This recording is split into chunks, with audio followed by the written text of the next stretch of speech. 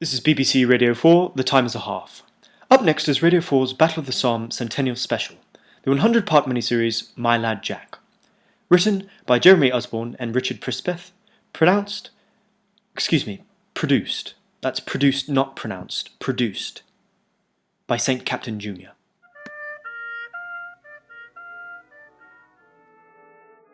First, the lovelorn writings of Yorkshire Colonel Colin Grimmett.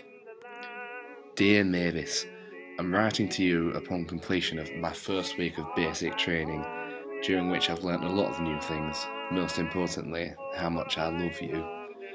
When the officers come and wake us up by letting a goat into the dome, it makes me wish I were in bed with you more than anything in the world, Mavis. Last Monday we were made to shoot rifles until our fingers was numb. Really made me think of you. On Tuesday we had to hike up a mountain and back again, 4 times.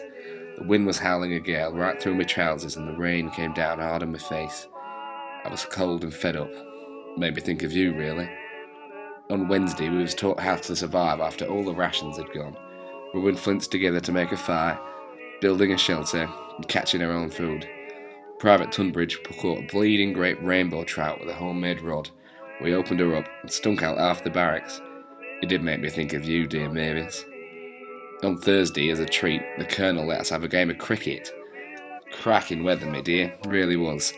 Us Yorkshire lads are put up against the Southern Pansies. Mighty fine game. Jenkins is a dab hand with a silly mid on, and Wade's googlies are like no one's business. Tuttering even had Falk out for a duck.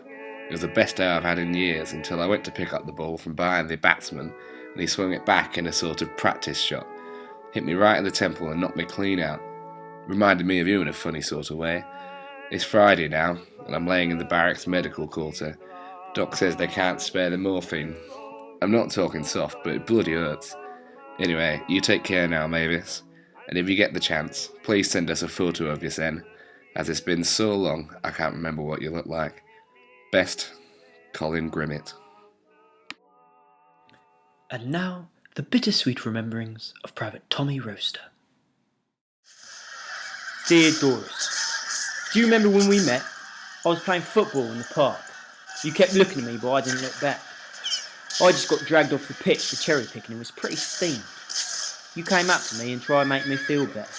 Being a bird, the sort of bird you know be shit at sport even if you were allowed to play, you made me feel worse. A lot worse. Still, you was pretty and I had nothing else to do.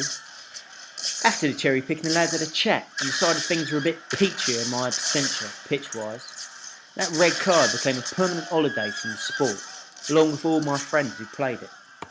That meant I could work full-time at my dad's roasting factory and had plenty of money.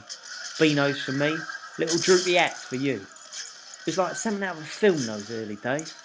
We was madly in love and never out of trouble. That is, before the war.